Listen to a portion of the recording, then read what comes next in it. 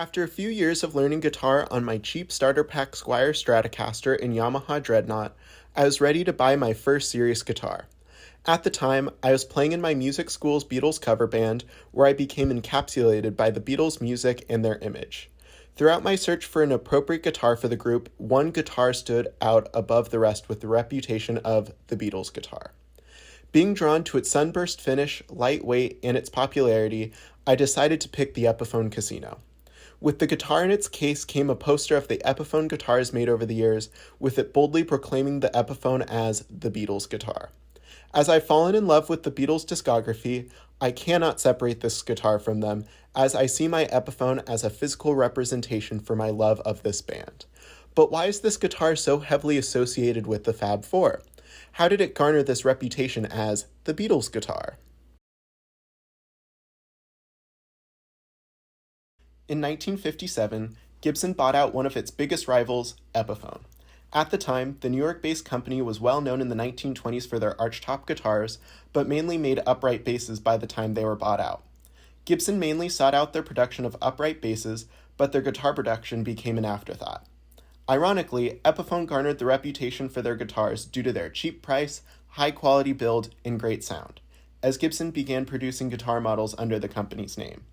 In 1961, Epiphone released the Casino as their version of Gibson's ES-330.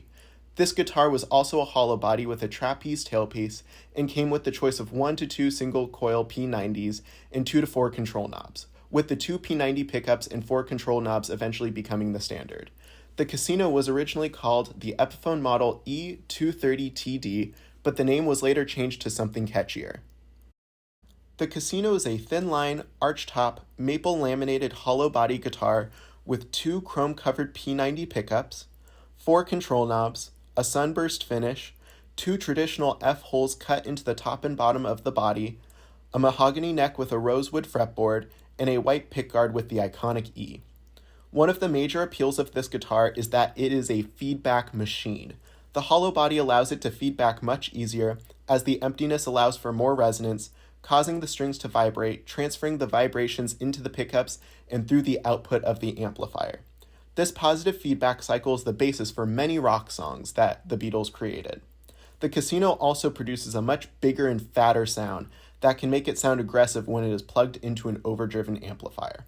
Together, the smoothness of the hollow body, the gritty P90 pickups, and an overdriven amplifier all combine to produce a loud and distorted guitar sound that is iconic through this guitar's legacy.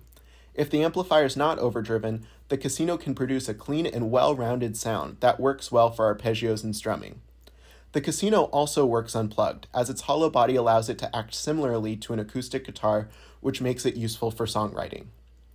During the Get Back sessions, John Lennon and George Harrison demonstrate the range of the guitar, playing it unplugged, with a clean tone, with a crunchy tone, and with a lot of feedback.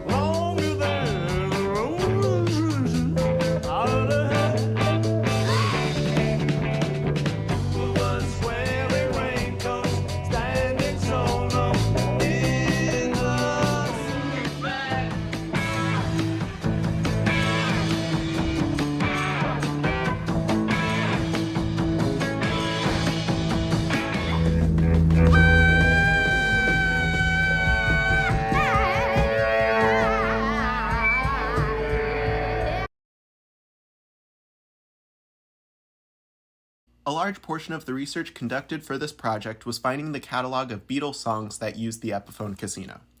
To conduct this, I utilized the Beatles Encyclopedia by Kenneth Womack, Revolution in the Head by Ian MacDonald, Beatles Gear by Andy Bobiuk, interviews with the Beatles, promotional videos of their music, the Beatles Music History website, the Get Back in 8 Days a Week documentaries, and additional websites without listed sources.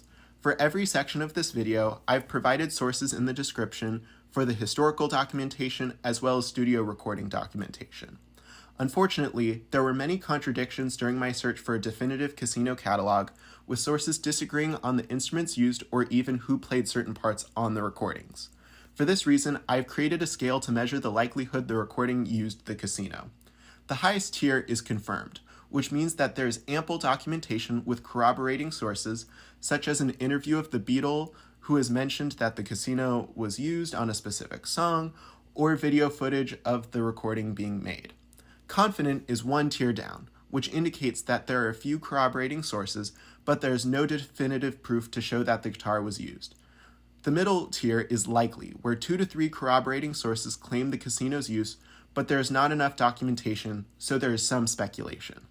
The second lowest tier is possibly, in which a couple sources corroborate with some conflicting information provided in other sources. Finally, the lowest tier is unlikely, indicating that a single source claims that the guitar was used with no other documentation or conflicting information from other sources. As an important note, John Lennon used his casino as his main instrument towards the end of the Beatles' career, so there is a stronger chance he recorded with his casino on more songs than what is listed.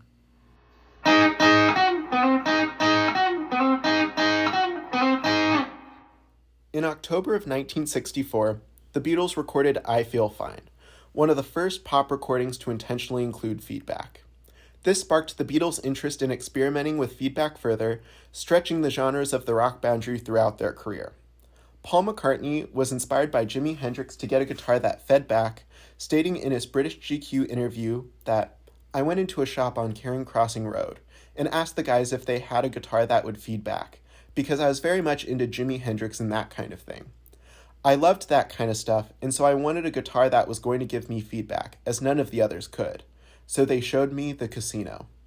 In an interview with Vintage Guitar magazine, McCartney mentioned that his friend John Mayall influenced him to buy the guitar, saying you'd go back to his place and he'd sit you down, give you a drink, and say, "Check this out." He'd go over to his tape deck and for hours blast you with B.B. King, Eric Clapton. He was sort of showing me where all of Eric's stuff was from. He gave me a little evening's education.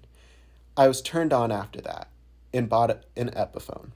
It was in December of 1964 that McCartney bought his 1962 Epiphone Casino ES-230TD, appearing with it at the Beatles' Christmas show at the London Hammersmith Odeon Cinema, still strung right-handed. McCartney's Casino had a smaller, early Gibson-style headstock compared to the other Casino's hourglass-shaped headstock, and his featured a Bigsby tremolo tailpiece with black control knobs. He later restrung his Casino left-handed, where he went on to utilize the guitar throughout the Help and Rubber Soul sessions. On Help, it is confirmed that McCartney plays the fading solo at the end of Ticket to Ride. It is confident that McCartney plays the lead guitar lines on Another Girl. It is likely that McCartney plays the lead guitar solo on The Night Before, and it is unlikely that John Lennon played the casino on You're Going to Lose That Girl, as one source claims, but other sources say he plays an acoustic. On Rubber Soul, it is confirmed that McCartney plays the guitar solo on Drive My Car. It is likely that McCartney plays the lead guitar on I'm Looking Through You. It is possible that McCartney plays the casino on Michelle, but Bobby credits his Epiphone Texan, and it is unlikely that McCartney plays on Think for Yourself and Harrison plays on Run for Your Life, as Harrison did not have it at the time, but he could have borrowed it from McCartney.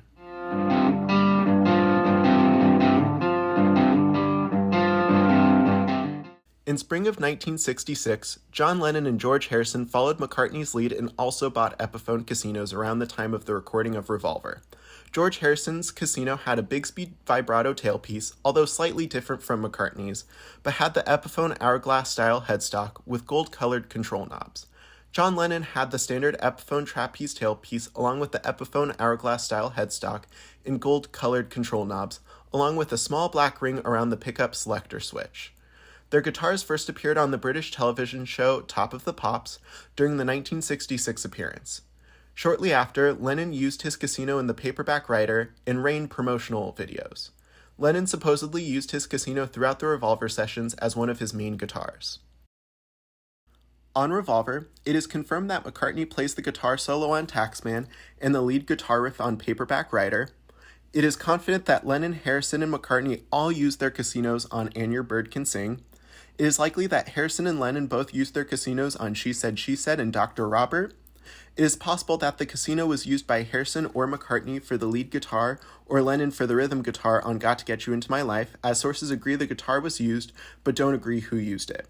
And it is likely that McCartney plays the backward solo at the end of I'm Only Sleeping, Harrison plays his casino on Love You Too, McCartney plays rhythm guitar on Here, There, and Everywhere, and Harrison plays lead guitar on I Want to Tell You.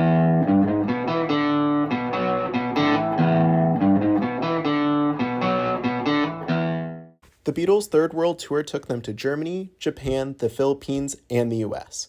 Throughout the tour, Lennon and Harrison used their casinos as their main guitars, entering and exiting the stage with them at multiple performances. This is likely due to the impact of Beatlemania on the group, as they were physically hurt in the Philippines while boarding their plane and dealt with the backlash of Lennon's comments about them being more popular than Jesus.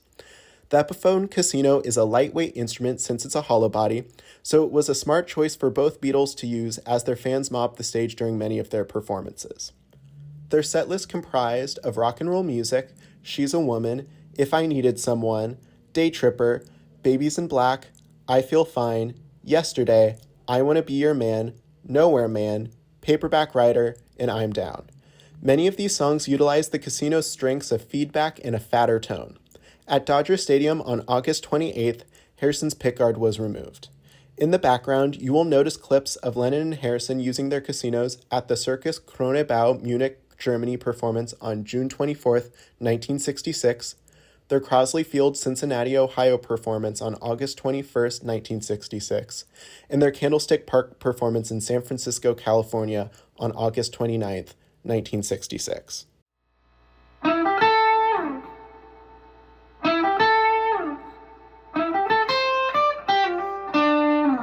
Lennon, McCartney, and Harrison all used their casinos at the end of the Sgt. Pepper sessions, with McCartney being photographed with his Fender Esquire and Epiphone casino on the day they recorded Good Morning, and Being for the Benefit of Mr. Kite.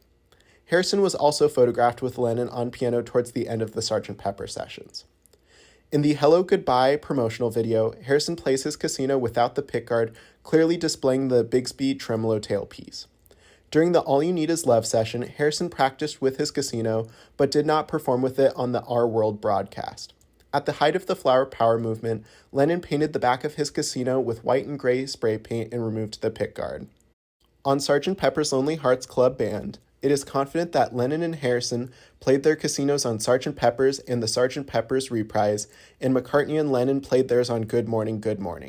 It is likely Lennon played his on When I'm 64.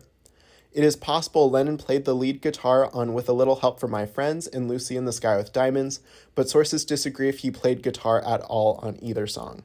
And it is unlikely Lennon played his casino on Getting Better. On Magical Mystery Tour, it is likely Harrison plays lead guitar on Hello Goodbye, and it is unlikely Lennon plays his casino on Strawberry Fields Forever and Harrison plays on Penny Lane and Baby You're a Rich Man.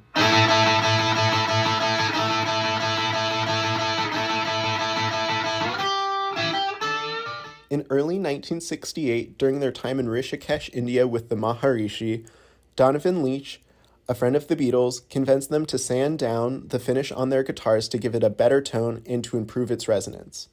Harrison liked the tone of the casino after sanding it down, saying, "If you take the finish and varnish off and get the bare wood, it seems to sort of breathe."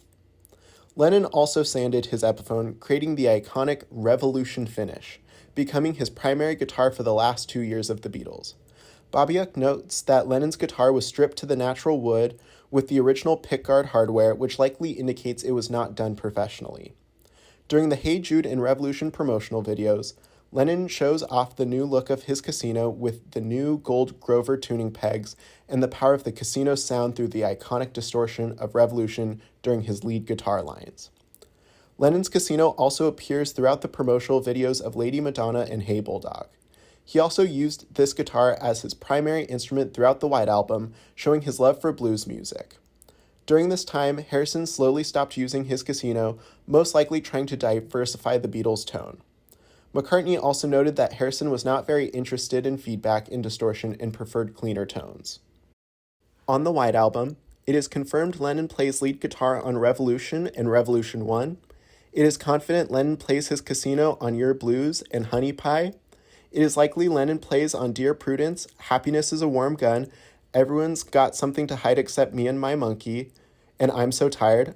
Lennon and McCartney play on Back in the USSR, Birthday and Helter Skelter, and McCartney on Why Don't We Do It in the Road. It is possible Harrison plays Casino on Glass Onion, and Lennon plays on While My Guitar Gently Weeps and Sexy Sadie, and it is unlikely Lennon plays on Good Night. On Yellow Submarine, it is likely Lennon plays Casino on Hey Bulldog as it appears in the promotional video, and it is unlikely Lennon and Harrison play on It's All Too Much. It is also likely Lennon plays Casino on Lady Madonna.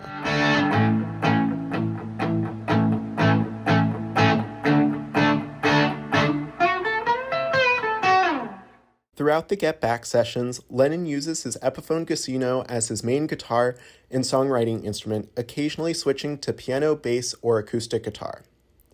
Lennon uses the Casino on the originals On the Road to Marrakesh, Don't Let Me Down, I've Got a Feeling, Two of Us, Just Fun, Because I Know You Love Me So, Won't You Please Say Goodbye, One After 909, Obla Di Obla Da, Gimme Some Truth, You Wear Your Woman Out, Maxwell's Silver Hammer, Across the Universe, Get Back, Commonwealth, Susie Parker, Isn't It a Pity, Mean Mr. Mustard, Madman, Too Bad About Sorrow, Dig a Pony, My Baby Left Me, Oh Darling, Help, Please Please Me, I Feel Fine, Strawberry Fields Forever, Something, Love Me Do, Old Brown Shoes, I Want You, She's So Heavy, Half a Pound of Grease Paint, and All I Want Is You. Lennon placed the Casinos on the covers of Johnny Be Good, Quinn the Eskimo, I Shall Be Released, What Do You Want Me to Make Those Eyes at Me For, Midnight Special, Harry Lime Theme from The Third Man, Stand By Me, Rock and Roll Music, Honey Hush, House of the Rising Sun, High Heel Sneakers, You Are My Sunshine, New Orleans, Queen of Hop, Gilly Gilly, Early Days, Hallelujah, I Love Her So, Milk Cow Blues, Going Up to the Country, Save the Last Dance for Me, 20 Flight Rock, Reach Out, I'll Be There, in School Days. Harrison placed the Casino for All Things Must Pass, Every Little Thing, and I Me Mine.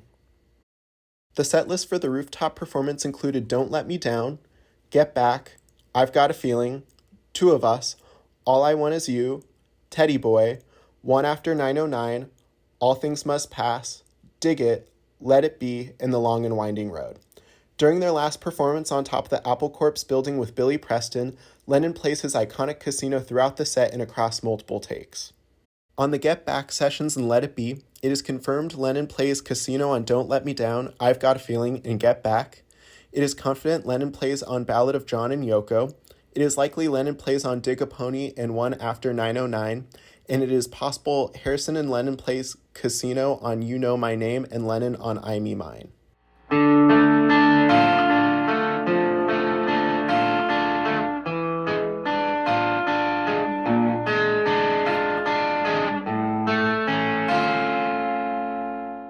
There is a high likelihood that the Beatles utilized the same instruments from the Get Back sessions on Abbey Road, where Lennon mainly used his Casino, with Paul occasionally using it on his lead guitar parts. On Abbey Road, it is confident Harrison and McCartney play their guitar solos on the Casino for the end. It is likely Lennon plays his Casino for Come Together, Maxwell's Silver Hammer, Octopus's Garden, I Want You, She's So Heavy, Because, Mean Mr. Mustard, and Carry That Weight, and Lennon and McCartney play on You Never Give Me Your Money. It is possible Lennon plays Casino on Sun King and McCartney plays on Polythene Pam, She Came In Through the Bathroom Window, and Golden Slumbers, and it is unlikely Lennon plays on Something in Oh Darling. From 1965 to 1966, the sales of the Epiphone Casino doubled from 853 to 1,655, likely due to the fact that the Beatles used this guitar and it became heavily associated with them. Walter Carter, in his 2013 book, The Epiphone Guitar Book, attributed the popularity of the Epiphone Casino with the Beatles, as it had a different sound that was great for rock music, with Lennon's stripped-down finish becoming synonymous with his music. Paul McCartney on multiple accounts has expressed his love of the Casino, telling Bobby it was his favorite electric guitar. McCartney in the British GQ interview also stated, I have an Epiphone Casino, which is one of my favorites. It's still probably my favorite guitar. Unsurprisingly, Lennon mentioned the Casino was his favorite guitar during the Get Back documentaries, offhandedly saying, I don't know, my favorite guitar here is a sign. The Epiphone Casino's lasting legacy can largely be attributed to the Beatles, as many aspiring guitar players who enjoy the aggressive and raw sound of the Casino are instantly hooked. While sales of the Casino are nowhere near what they were in the 60s, this guitar will continue to inspire future Beatles fans to experiment with feedback and create new music. While the Beatles were not the only group to use this guitar, its reputation as the Beatles guitar is undeniable.